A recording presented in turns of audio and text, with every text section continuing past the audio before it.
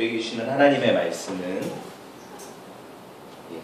한 구절만 읽어볼게요. 사무엘상 15장 22절 이거 한 구절만 같이 읽어보도록 하겠습니다.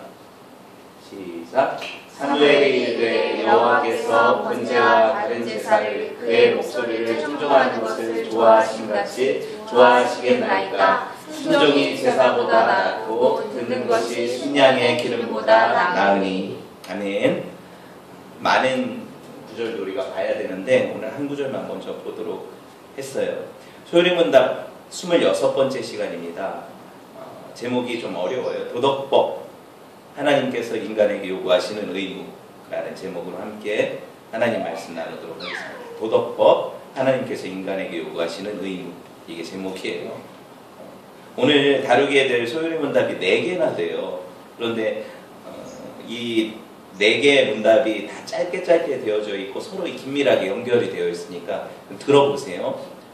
소요리문답 39문이 뭐냐면 하나님께서 인간에게 요구하시는 의무는 무엇인가? 이게 질문이고요. 답은 하나님께서 인간에게 요구하시는 의무는 계시된 그분의 뜻에 순종하는 것이다. 이게 답이에요. 이거 쉽죠? 네, 두 번째 40문이 뭐냐면 하나님께서 순종에 대한 규율로 인간에게 맨 처음 계시하신 것이 무엇이냐? 답이 하나님께서 처음에 인간에게 계시한 순종에 대한 규율은 도덕법이다. 그래서 제가 제목을 그렇게 지은 거예요. 도덕법, 하나님께서 인간에게 요구하시는 의무. 그리고 41문이 뭐냐면 그러면 이 도덕법은 어디에 간략히 포함이 되어 있느냐? 답이 이 도덕의 법칙은 10계명에 간략히 포함되어 있다. 다 이어지죠. 그렇죠? 그리고 42문이 뭐냐면 그 10계명의 핵심은 무엇인가? 답이 10계명의 핵심은 우리의 마음과 영혼과 힘과 뜻을 다하여 주 하나님을 사랑하고 우리 이웃을 우리 자신처럼 사랑하는 것입니다. 이게 답이에요. 다 이어지죠. 지금 이 4가지가 이거잖아요. 하나님 인간에게 요구하시는 것이 뭐다? 순종인데 그 순종을 뭘로 하느냐? 도덕법을 지킴으로 한다. 그 도덕법이 뭐냐? 10계명에 게시되어 있다. 이 10계명의 핵심이 뭐냐? 하나님을 사랑하고 인간을 사랑하는 것이다. 됐죠? 이거를 가지고 오늘 같이 말씀을 나누어 보도록 하겠습니다. 소요리문답이 크게 두 부분으로 구성되어 있다고 제가 전에 설명을 드렸어요. 1문에서 38문까지 우리가 했어요. 지금 아세요? 한 거는 1문에서 38문까지 했는데 이게 뭐냐면 사람이 하나님에 대해서 어떻게 믿을 것인가, 사람이 하나님에 관해 믿어야 할 것, 다시 말해서 하나님은 어떤 분이신가, 이거를 1문에서 38문이 우리에게 가르쳐줘요.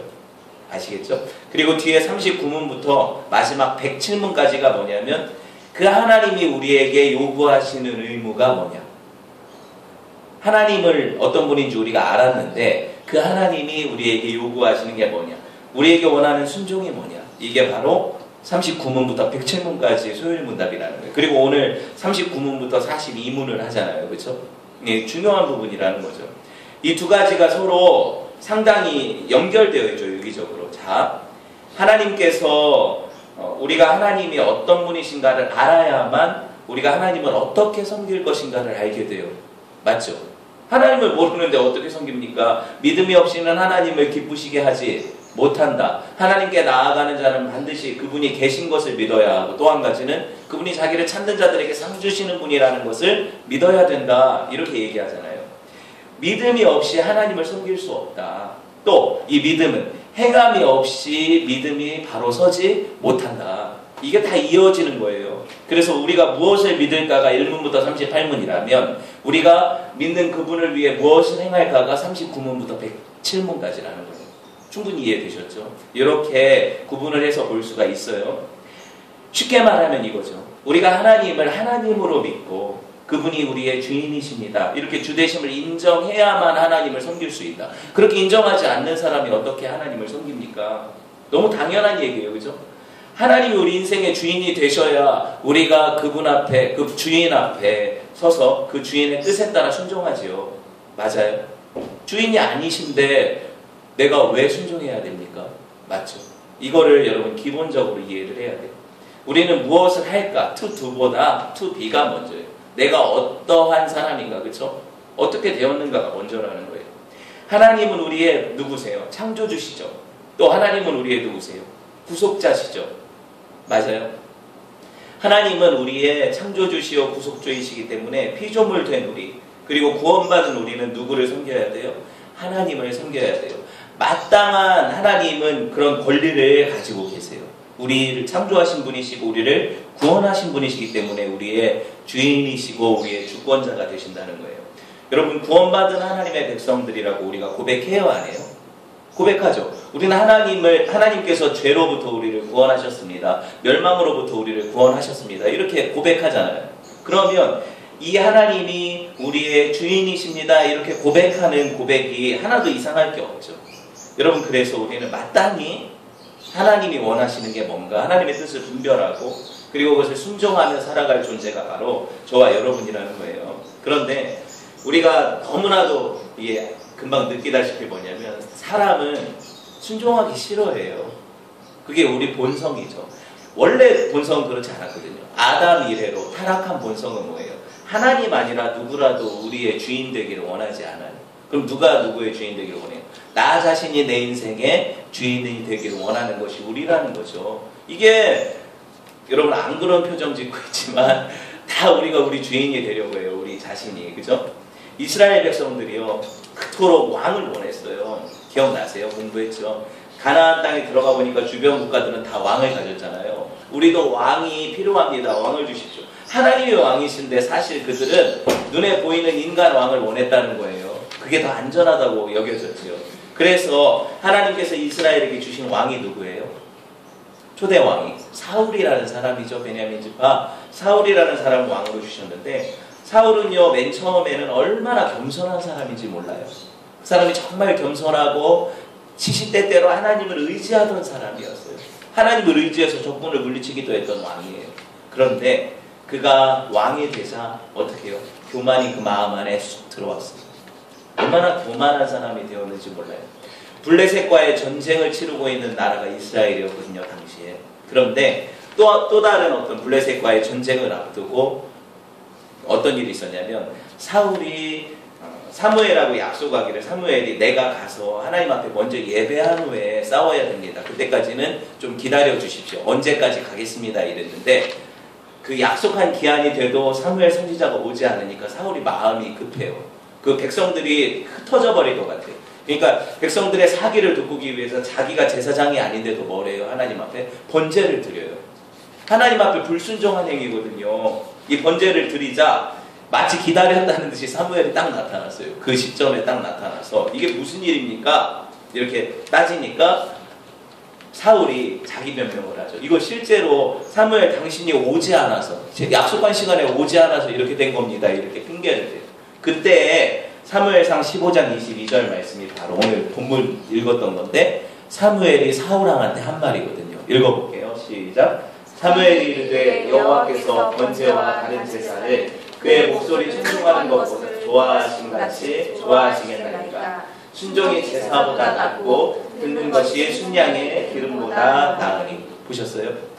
사울의 행동은 인간적으로 생각할 때 이해가 돼요. 사무엘이 늦게 온 게 사실이잖아요. 그리고 백성들의 사기가 막 떨어지니까 전쟁을 앞두고 백성들이 흩어지면 어떡해요? 그러니까 우리가 싸우는데 누구를 힘입어 싸우자? 하나님을 힘입어 싸우자. 그래서 내가 제사를 드리겠다. 충분히 인간적으로는 공감이 된다고요. 이해되죠? 인간적으로는 그래요. 그런데 하나님 뭐라고 해요? 이 행위가 하나님 앞에 명백한 불순종이었다. 이렇게 얘기하시는 거예요. 여러분, 저와 여러분이 하나님 앞에 불순종을 얘기할 때 핑계가 많아요. 많은 이유가 있어요. 난 이래서 순종할 수 없었다. 난 이런 환경 가운데 누구라도 불순종하지 않겠냐. 우리한테는 공감이 일어나죠. 왜? 인간이니까. 그런데 어때요? 하나님은 그건 불순종이라고 얘기하세요. 명백한 순종이 아니라고 얘기하세요. 저 순종이 제사보다 낫다. 다시 말해서 예배 100번 드리면 뭐하냐? 순종하는 게 훨씬 귀하다. 이렇게 얘기하시잖아요. 여러분, 우리 순종의 자세를 돌아볼 때예요. 많은 사람들이 불순종의 핑계로 되는 것 중에 하나가 뭐냐면 내가 하나님의 뜻을 안다면 이해했다면 순종할 텐데 난 하나님의 뜻이 뭔지 몰라서 불순종하는 거다. 난 하나님 뜻을 정확하게 가르쳐주면 순종하겠다. 이게 사람들의 불순종의 핑계 중에 하나거든요. 맞아요? 근데 여러분, 이게 정말 거짓말이에요. 대부분의 경우 하나님은 명백하게 당신의 뜻을 우리 마음 가운데 얘기하시고 보여주세요. 우리 인생들 마음 안에 양심이라는 기능을 주셨어요. 이 양심은 뭐냐면 하나님을 거스리는 것을 양심이 찔림을 받고 하나님의 법을 어기는 것을 양심이 아파하고 이걸 죄로 인식하게 돼서 아 이게 잘못한 것이다. 나는 이거를 하면 안 된다. 이렇게 생각하게 하는 것이 양심이에요.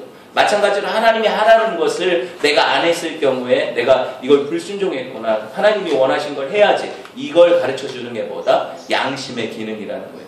이 양심이 분명히 우리에게 말하는데도 우리가 이것을 하지 않는다는 거죠. 또 한 가지는 뭐냐면 하나님이 명백하게 당신의 뜻을 계시하신 책이 있어요. 뭐예요? 하나님의 말씀인 성경이에요. 성경은 분명히 우리 인생에 행해야 될 것, 하나님 앞에 뭘 순종해야 될 걸 다 보여줘요. 그렇죠? 그러니까 내가 하나님의 뜻을 몰라서 불순종했다라는 것은 이 두 가지의 것에 걸려요. 그렇죠? 잘못된 거라는 거예요. 보세요. 하나님의 뜻을 몰라서 순종하지 않은 게 아니라 순종하기 싫어서 하는 거예요. 맞아요. 내 마음이 내가 주인 되고 싶어서 하나님이 내 인생에 간섭하고 개입하시는 것이 싫다라는 것이 내 불순종으로 나타나는 거예요. 이걸 핑계할 수 없다는 거죠. 자 보세요. 하나님께서 우리에게 지켜야 할 법을 주신 이유는 분명해요. 법을 주셨죠. 하나님 우리한테 이걸 지켜야 율법이라는 걸 주셨어요. 이걸 주신 이유가 뭘까요? 양심의 법도 마찬가지인데 이걸 주신 이유가 뭘까요? 하나님이 우리를 인격적으로 대하신다는 증거죠.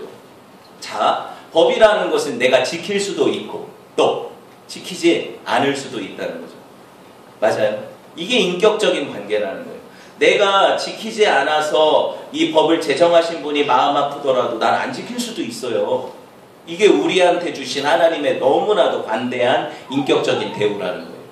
만약에 이 법을 지킬 수밖에 없도록 우리가 프로그래밍된 로봇이라면 당연히 그 법을 지켜가겠죠. 그럼 이건 순종이에요? 아니에요? 순종이 아니에요. 순종이 아니죠. 왜? 순종은 내 인격이 자발적인 헌신을 통해서 동의가 될 때, 그래서 행할 때 이게 순종인 거예요. 그러니까 싫은데 어거지로라도 하나님을 기쁘시게 하기 위해서 가겠다, 맞춰 가겠다. 이것조차도 순종으로 하나님 인정하신다는 거죠. 신기하죠? 하나님 이런 인격적인 존재라는 거예요. 그리고 이 법이라는 것이 강제하는 것이 아니라 하나님의 법은 뭐냐면 우리를 지켜가기 위한 테두리라고 보시면 돼요. 울타리라고 보시면 돼요. 이걸 넘어서면 인간이 다쳐요. 그렇기 때문에 하나님께서 이것을 테두리를 통해서 율법을 통해서 우리를 보호하시기 위해서 주신 법이라는 거죠. 자녀들한테 이거 하지 말라 할 때 그것 아이들을 막 계속 강압하고 억압하기 위해서 하는 부모의 마음이 아니잖아요. 뭐예요? 그 자녀들을 사랑해서 이걸 넘어설 때 문제가 생기니까 이 아이가 다치니까 그쵸? 이거를 원하기 때문에 일종의 보호장치로 법이라는 걸 둔다는 거죠. 이걸 이해하시라는 거죠. 자, 성경에 나타난 법을 우리는 율법이라고 불러요. 공부했죠? 율법이라고 불러요. 율법을 세 가지로 나누어 볼 수 있어요. 첫 번째가 의식법이에요. 두 번째가 시민법이에요. 세 번째가 도덕법이에요. 이건 쉽게 설명을 드리면 이스라엘 백성들이 성막이나 성전에서 뭐 했어요? 제사를 드렸죠. 소 잡고 양 잡고 제사 드렸죠. 이런 제사법, 이런 것들을 의식법이라고 해요. 성전의 규격은 어떻게 짓고 번제단은 어떻게 짓고 이게 다 뭐예요? 의식법이에요. 의식법은 제의와 관련이 되어 있어요. 하나님을 예배하는 제사와 관련이 된 법이에요. 뭐 절기들이 있죠. 이런 것들이 다 하나님을 제사하고 예배하는 제의와 관련이 되어 있어요. 그런데 여러분 이 의식법만 있느냐? 그게 아니죠. 아까 얘기했다시피 시민법이라는 게 있어요. 우리나라도 대한민국의 법이 있잖아요. 그렇죠? 민법이 있잖아요. 이 민법이 시민법이에요. 뭐예요? 이스라엘 백성들 사이에서 그 국가 단위로 존재하기 때문에 그 특수한 상황에서 그들이 지켜야만 했던 법이 민법이죠. 시민법이라는 거예요. 근데 우리는 이스라엘 백성이 아니니까 시민법, 그들의 시민법을 다시 지킬 이유가 없죠. 또 한 가지 생각해 볼 게 율법이요. 왜 없어졌냐? 처음에는 율법이 지켜야 될 상황이 사라졌기 때문에 없어졌어요. 성전이 없어졌죠. 왜? 이스라엘이 불순종해가지고 하나님이 강대국들을 통해서 치셨죠. 바벨론이나 뭐 아수르나 이런 나라들을 통해서 치셔서 성전이 어떻게 됐어요? 성전이 부서졌잖아요. 예배를 어디서 드렸는데요? 이스라엘 백성들이 성전에 모여서 드렸잖아요. 거기서 희생제사 드렸잖아요. 근데 제사장들 잡혀가고 성전이 무너지니까 제사를 드릴 수 있어요? 없어요? 없게 됐죠. 그들이 절기를 지킬 수 있어요? 없어요? 없게 됐죠. 이 모든 것들 때문에 점차 사라졌어요. 그러니까 이런 어떤 이유가 한 가지가 있고, 또 시민법도 마찬가지죠. 나라가 망했는데 무슨 이스라엘이 이스라엘 법을 지킵니까? 로마에 끌려가면 로마 법을 지키는 거고, 바벨론에 끌려가면 어디 법을 지켜요? 바벨론 법을 지키는 거잖아요. 그러니까 자연스럽게 시민법이나 의식법이 사라질 수밖에 없는 상황이었다는 거예요. 또 한 가지는 뭐냐면 예수님이 오셨죠. 제일 중요한 게 이건데, 예수님이 오셔서 그 율법의 모든 것들을 완성시키셨어요. 이게 제일 중요한데요. 자, 희생제사는 왜 생겼습니까? 희생제사를 통해서 동물이 우리 죄를 대신해서 죽는 그런 희생제사를 통해서 예수님을 보여주는 거잖아요. 마지막에 우리를 위해서 영원한 제사를 드리실 예수님을 보여주기 위한 제사가 희생제사 제도였고, 이게 성막이었는데, 예수님이 오셔서 이미 십자가 지셨기 때문에 그런 희생제사를 더 이상 드릴 이유가 없게 된 거죠. 그래서 없어졌잖아요. 이해되셨죠? 예, 시민법은 그래 없어졌고, 마찬가지로 그럼에도 불구하고 이 희생 제사를 드렸던 의식법이라든가, 아니면 이스라엘 백성이 하나님을 섬기면서 백성들 안에서 지켰던 이 민법은, 보세요, 그 자체로는 없어졌지만 율법은 정신이라는 게 있어요. 법은 법을 제정한 정신이 있죠. 가령 이 법은 사람들을 지키기 위해서다. 이 법은 나라를 존속시키기 위해서다. 이 법의 정신이 있어요. 그렇죠? 법의 정신은 남아있다는 거예요. 그러니까 율법이 지금 지키지 않는 시민법이나 의식법이나 다 사라졌지만, 거기에 흐르는, 면면이 흐르는 그 율법의 정신은 우리가 그대로 받아 그걸 지키고 있다는 거죠. 또 한 가지 생각해 볼 게 뭐냐면, 이 두 가지뿐 아니라 한 가지가 남았어요. 이게 뭐예요? 의식법, 시민법, 도덕법이라고 했죠. 도덕법이 남았어요. 도덕법은 뭐예요? 구원받은 하나님의 백성들도 여전히 지켜야 되는 법이 도덕법이에요. 아까 두 가지 법은 없어졌다지만 도덕법은 여전히 우리도 지켜야 되는 법이라는 거예요. 자, 생각해 봅시다. 예수님이 예수 믿는 자들에게 여전히 율법을 내가 폐하러 온 것이 아니라 율법을 완성시키러 오셨다 말씀하셨죠. 이걸 얘기하실 때 한 가지는 예수님 자체가 율법의 완성이시라는 의미이고요. 또 하나는 뭐냐면, 이 율법을 예수님이 완성시키신 분이시기 때문에 이제 믿는 자들은 예수님 안에서 율법이 요구하는 이 도덕의 요구들을 지켜 행할 의무가 있다. 이런 의미예요. 그러니까 예수 믿는 사람들은 삶의 규범으로 이 율법을 지켜야 돼요. 이것이 저와 여러분에게 하나님이 요구하시는 거죠. 네. 자, 좀 더 생각해 봅시다. 이 백성들이 마땅히 지켜야 될 이 도덕법이 어디에 게시됐습니까? 출애굽기 20장이나 신명기 5장에 보면 하나님이 모세에게 주신 십계명이라는 법에 가장 정확하게 게시가 되어 있어요. 이거 외에도 수많은 이 도덕법들이 있거든요. 그렇지만 제일 중요한 거는 이 십계명 안에 다 함축이 되어 있어요. 이 십계명은 예수 믿는 우리나 아주 예수 믿기 전 어떤 뭐라고 해야 될까요? 사람들에게는 영속적인 법이에요. 양심에 새겨진 법이거든요. 그리고 또 하나님이 이걸 지워버릴까봐, 사람들이 지워버릴까봐 뭐에다 새겨주셨어요? 돌판에다 새겨주셨거든요. 그리고 예수 믿는 사람들에게는 마음의 비석에 새겨주셨거든요. 이게 신비라고 하거든요. 여기 새겨주신 법이라는 거예요. 자, 생각을 해봅시다. 십계명이나 아니면 도덕법을 지켜서 구원받는 것입니까? 절대 그런 얘기를 하는 게 아니잖아요. 그렇죠? 그건 구원을 받을 방법이 아니에요. 인과관계가 틀린 거죠. 우리는 이미 구원받은 하나님의 백성이기 때문에 하나님의 법을 지키며 살아가야 된다는 거죠. 이게 중요해요. 그러니까 하나님이 아무 상관없는 우리에게 십계명을 딱 주신 다음에, 야, 너는 이거 무조건 10가지 이 계명 지켜야 돼, 이렇게 주신 게 아니라는 거예요. 그럼 우리와 무슨 상관입니까? 하나님은 우리를 구원하신 분이시기 때문에, 내가 너희를 사랑하여서 너희를 구원하였다, 너희가 나를 사랑하면 내 계명을 지켜라, 이래서 주신 거거든요. 이게 완전한 차이 아닙니까? 한번 생각을 해볼게요. 하나님이 어떤 분이세요? 출애굽기 20장 1절에서 2절에 보면 우리와 하나님과의 관계가 나타나거든요. 읽어볼게요. 시작.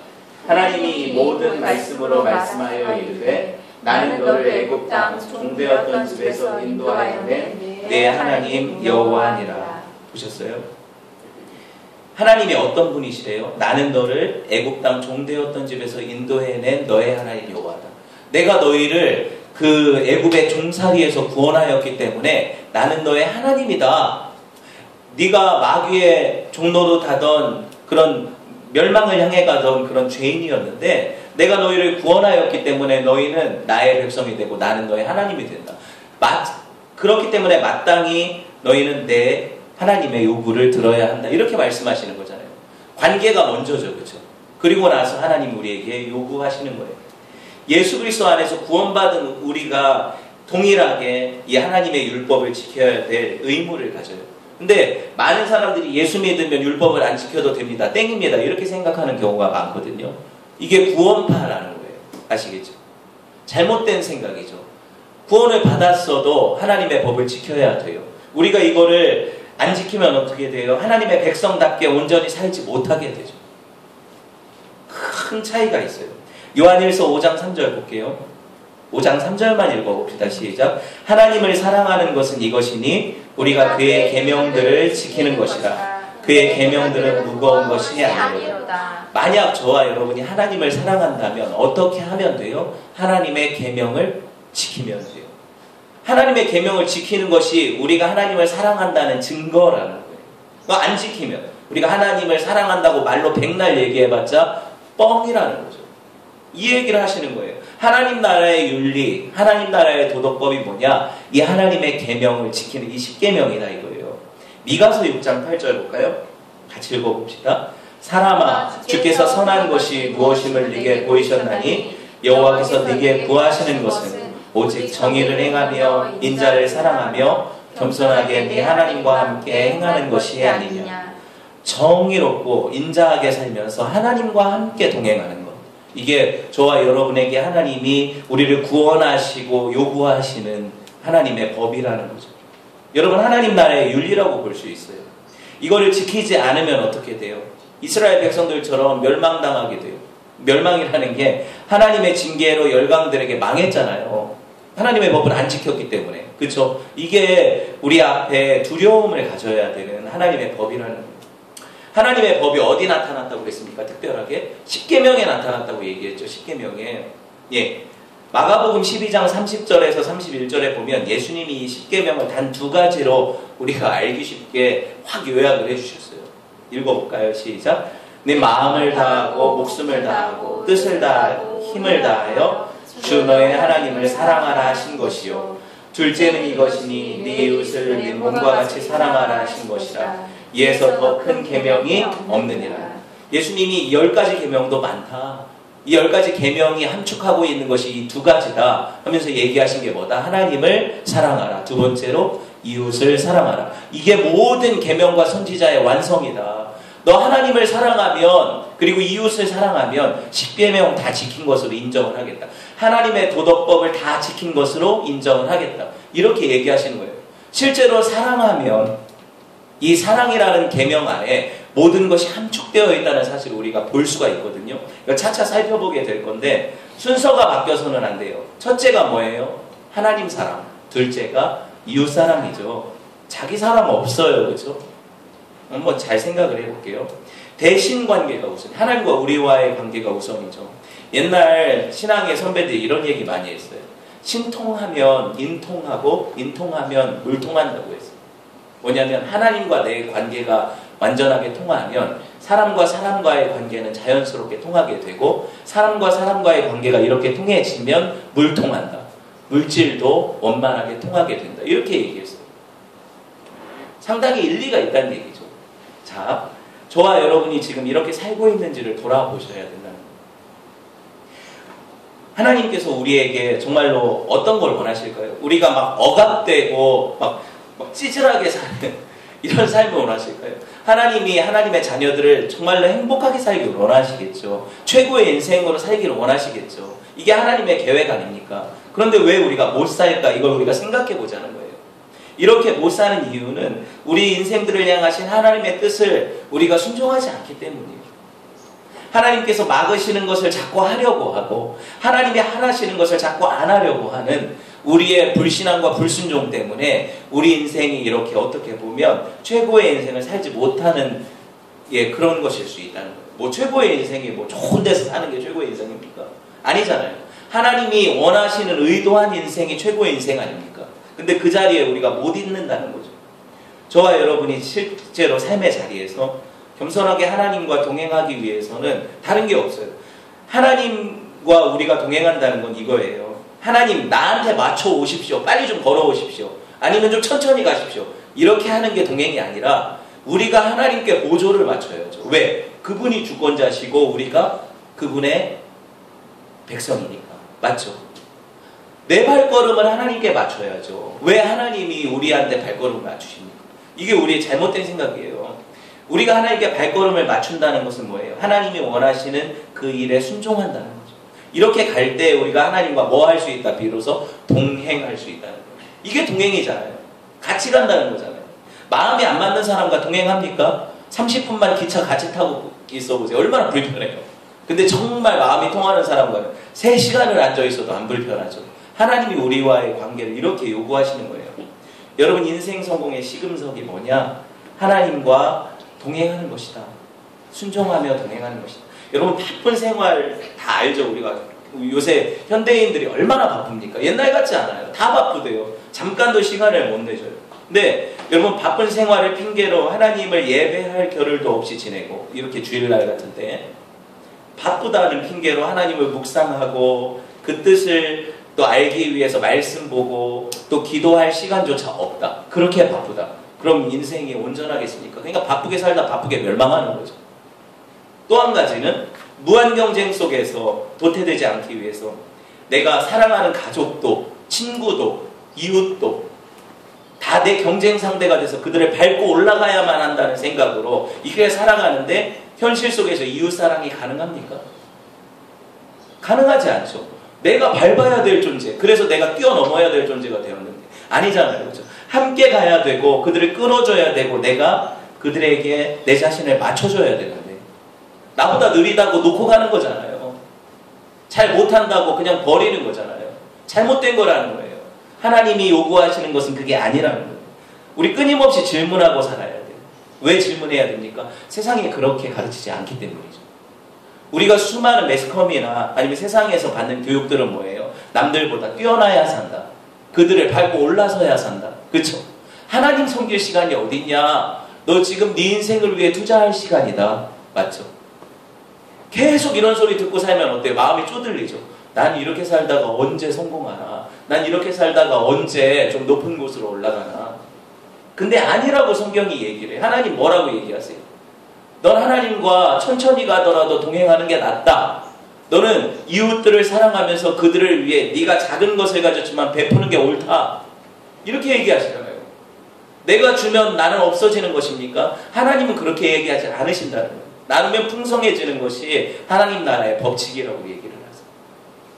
우리가 듣는 것과 여러분 그런 것들을 보는 것들을 조심하지 않으면 하나님 말씀에 반대로 살아가게 되어 있어요. 세상 소리에 귀 기울이면 하나님 말씀이 들리지 않아요. 우리 양심이 기능을 하지 못해요. 여러분 세상 사람들은 말할 것도 없고 기독교 상담, 기독교 심리학 이런 거 하는 사람들이 있죠. 기독교인이라는 이런 뭐 교수들, 박사들도 뭐라고 얘기하냐면 이렇게 얘기를 하거든요. 자기를 먼저 사랑해야 하나님도 사랑할 수 있고 이웃도 사랑할 수 있다. 가만히 들어보면 맞는 말 같아요. 자기를 사랑해야만 그래야 다른 사람도 먼저 사랑할 수 있고 하나님도 사랑할 수 있다. 이렇게 생각하는 것이 맞는 것처럼 들릴 수 있어요. 근데 성경이 뭐라고 하냐면 디모데후서 3장 1절에 보니까 없나요? 예, 제가 읽어드릴게요. 너는 알라 말세에 고통하는 때가 이르러 사람들이 자기를 사랑하며 돈을 사랑하며 자랑하며 교만하며 비방하며 부모를 거역하며 감사치 아니하며 거룩하지 아니하며. 여기서 첫 번째로 말세에 고통하는 때의 징조가 첫 번째가 뭐냐? 사람들이 자기를 사랑한다는 거죠. 생각해 보세요. 자기 안 사랑하는 사람이 있습니까? 거짓말이에요. 누구보다도 자기를 사랑하는 게 자기예요. 내가 좀 기분 나쁘면 확 올라오죠. 왜? 나를 공격했어 감히? 니까짓 게 뭔데? 자기를 사랑해요. 사람은 자기를 사랑하게 되어 있어요. 본능적으로 타락한 인간은 가장 사랑하는 게 누구다? 자기 자신이라는 거예요. 여러분 이건 굳이 시키지 않아도 다 알아요. 제일 자기중심적인 게 애기죠. 애기가 사랑스럽고 선해 보이지만 애기만큼 자기중심적인 게 없어. 내 부모들의 모든 시간은 아기 나한테 집중하기로 해요. 내가 배고프다고 울면 부모들이 아무리 급한 일이 있어도 와서 밥을 줘야 돼요. 애기가 가장 자기중심적이죠. 세상에서 여러분 덜 큰 사람들을 뭐라고 해요? 아기 같다고 하죠. 왜 아기 같다고 하는지 아세요? 자기 중심적이라고 얘기하는 거예요. 자기, 세상이 모두가 다, 모든 사람들이 또 세상이 다 자기를 위해서 존재한다고 생각하고 자기를 중심으로 돈다고 생각하는 사람들이 제일 안전한 사람들이에요. 아시겠죠? 자기 사랑은 죄라고 얘기를 해요. 성경이 그렇게 얘기를 해요. 내가 하면 로맨스, 남이 하면 불륜. 이 세상이 그렇죠. 뭐 보통 어떤 일이 많냐면 문제가 생겨서 선생님한테 가면 선생님의 부모를 부를 때는 얼마나 고심해서 불렀겠어요. 분명한 이유가 있겠죠. 근데 제일 먼저 하는 말이 부모들이 뭐예요? 우리 애는 그런 애가 아니에요. 그쵸? 우리 애는 그런 애가 아니에요. 근데 그런 애니까 부른 거거든요. 그런 일을 했으니까 부른 거거든요. 문제는 뭐냐면 자기가 하는 것들에 대해서는 다 괜찮다고 생각하는 거죠. 남이 하면 가만히 놔두지를 못하죠. 물고 뜯고. 그 성경이 뭐라고요? 황금률은 뭐냐? 예수님이 말씀하신 황금률은 너희가 대접받고 싶자 하는 대로 너희도 남을 대접하라. 너희가 남을 그렇게 남이 나를 그렇게 생각해 주기를 원하면 너도 남을 그렇게 생각해 줘라. 그렇게 대우해 줘라. 이렇게 얘기하는 거예요. 왜? 자기는 항상 자기가 대접받기를 원하는 것이 사람이니까. 이거는 안 가르쳐줘도 다 해요. 여러분 믿는 성도들 뿐만 아니라 불신자들도 여러분 법이 있다고 했잖아요. 아까 그게 무슨 법이라고 했어요 제가? 양심의 법이라는 게 있다고 했잖아요. 그러니까 예수 안 믿는 사람들은 어떻게 하나님의 뜻을 따릅니까? 양심의 법이라는 걸 주셔서 그걸 새겨주셨기 때문에 이것에 따라서 그들은 평가받게 돼요. 십계명 몰라도 돼요. 말씀 몰라도 돼요. 그들 안에 양심의 법이 지울 수가 없어요. 자 보세요. 양심의 법은 그들로 하여금 도덕적인 삶을 살도록 계속 강요를 해요. 양심이. 야 그렇게 하면 안 돼. 이게 바른 거야. 이게 양심이 계속 얘기를 해요. 근데 사람들은 이 양심의 법을 계속 지우려고 하죠.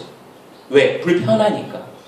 나는 이렇게 떳떳하게 죄짓고 싶은데 이거를 좀 없애야. 그쵸? 하나님 새겨주신 양심의 법을 지우고 싶은 거예요. 로마서 말씀 볼까요? 2장 14절에서 15절 읽어볼게요. 시작. 율법 없는 이방인이 본성으로 율법에 이르는 행할 때에는 이 사람은 율법이 없어도 자기가 자기에게 율법이 되나니 이런 이들은 그 양심이 증거가 되어 그 생각들이 서로 혹은 고발하며 혹은 변명하며 그 마음에 새긴 율법의 행위를 나타내느니라. 되게 신기하죠. 하나님이 이렇게 자세하게 얘기를 하셨어요.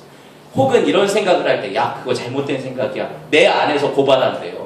또 좋은 생각을 하면 그거 오라. 그렇게 해야 돼. 사람들이 뭐라고 하든 그거 해야 돼. 이렇게 얘기한대요. 양심이. 자기 안에서 변명하고 고발하면서 하나님이 법을 새겨주신 것을 깨달아 알게 된다는 거죠. 이거는 예수 안 믿을 때 여러분 느껴보셨죠? 예수 안 믿을 때도 양심이 기능을 하잖아요.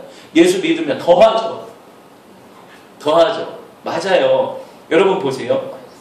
예수 믿지 않는 사람들, 불신자들도 얼마든지 도덕적으로 훌륭한 삶을 살 수 있는 이유가 이거예요.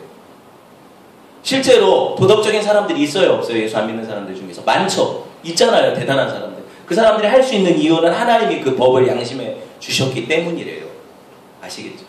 그런데 이 양심이 타락 이전의 양심이 아니잖아요. 타락한 후의 양심이기 때문에 이 양심이 어떻게든 어떻게 돼요? 문제가 되어 있어요 지금. 그래서 양심의 법이 항상 옳은 것만 주장하지 않아요. 타락됐기 때문에 뭔가 막 물타기가 되어 있다는 거예요. 이게 문제라는 거예요. 자, 이런 생각 해보셨어요? 간통법 통과됐죠? 뭐예요? 간통법이 폐지됐잖아요. 얼마나 뻔뻔스럽습니까? 쉽게 말하면 이제 남의 부인하고도 대놓고 연애를 해도 된다.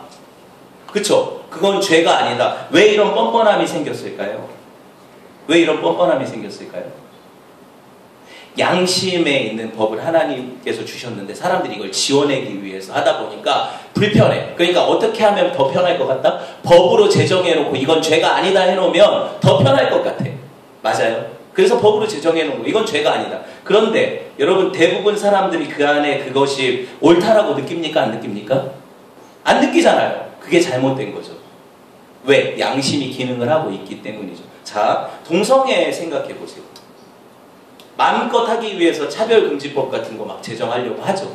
계속 노력하고 있어요. 그런데 보세요. 왜 그들이 그런 일들을 하려고 합니까? 그들 안에 면죄부를 가지고 편하게 이 일들, 하나님이 기뻐하시지 않는 일들을 막 하기 위해서 이거를 계속 요구를 한다는 거예요. 그냥 하지. 그쵸?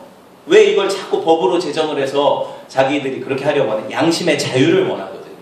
왜? 양심의 법이 계속 찌르거든요. 너 잘못됐다, 너 죄인이다. 그러니까 사람들은요, 하나님, 마음에 하나님 두기를 싫어하죠.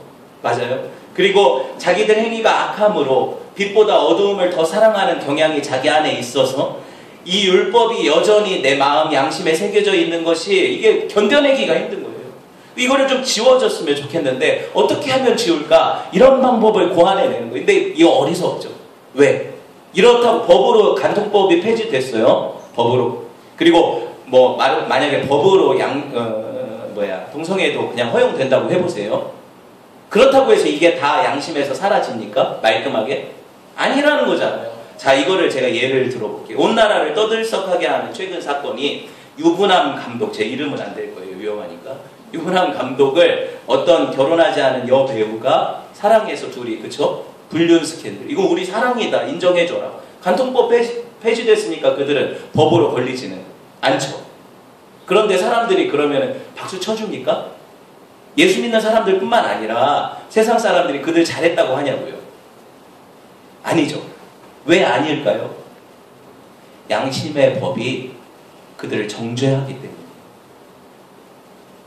아무리 세상 법이 괜찮다 해도 양심의 법은 속일 수가 없어서 모든 사람들 안에 이건 불편하네, 뭔가 부적절하네, 잘못되었네, 이렇게 생각하게 만들거든요.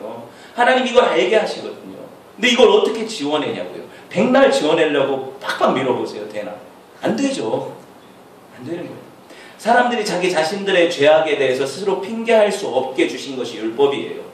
하나님의 법은요, 이런 것들이 계명으로 되어 있죠. 뭐 하나님만 섬겨라, 또 우상 만들지 마라, 뭐 뒤에 쭉 보면 살인하지 말라, 간음하지 말라, 도덕질하지 말라, 거짓말하지 말라, 쭉 나오죠. 이런 것들이 뭐예요? 내 양심에 나는 이걸 하고 있네, 나는 법을 어겼네, 하나님 앞에 죄인이네, 이걸 깨닫게 하기 위해서 주셨대요. 그러니까 율법이 온 이유는 우리로 하여금 나는 할 수 없는 죄인입니다. 나는 아무리 속이려고 해도 내 안에 죄가 그대로 다 드러납니다. 어떡합니까? 이걸 알게 하기 위해서 주신 것이 율법이라는 거죠. 근데 율법이 거기서 끝나냐? 아니라는 거예요. 율법은요, 우리가 장성하기 전까지는 이렇게 죄를 깨닫게 가르쳐주는 기능을 하지만 우리가 예수 그리스도를 믿어서 구원받고 장성한 이후에는 어떻게 되느냐? 이 율법은 우리로 하여금 하나님을 온전히 섬기게 하는 기능이 있어요. 자, 하나님을 믿는 사람이 막 거짓말만 하고 다녀요.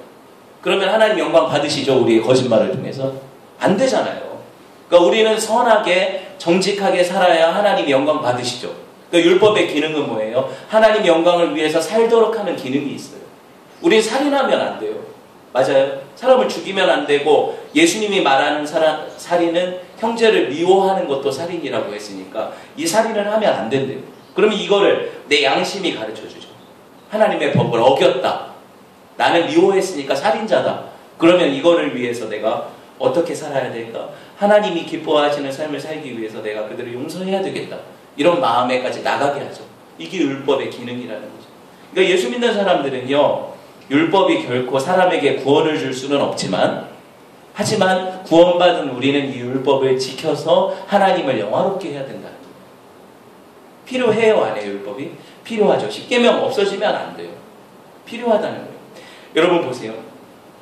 이 모든 것들 가운데 율법이요, 사람들은, 옛날 사람들이 이렇게 생각한 경우가 있었어요. 율법을 지켜서 구원을 받을 수도 있다. 이건 정말 잘못된 생각이거든요.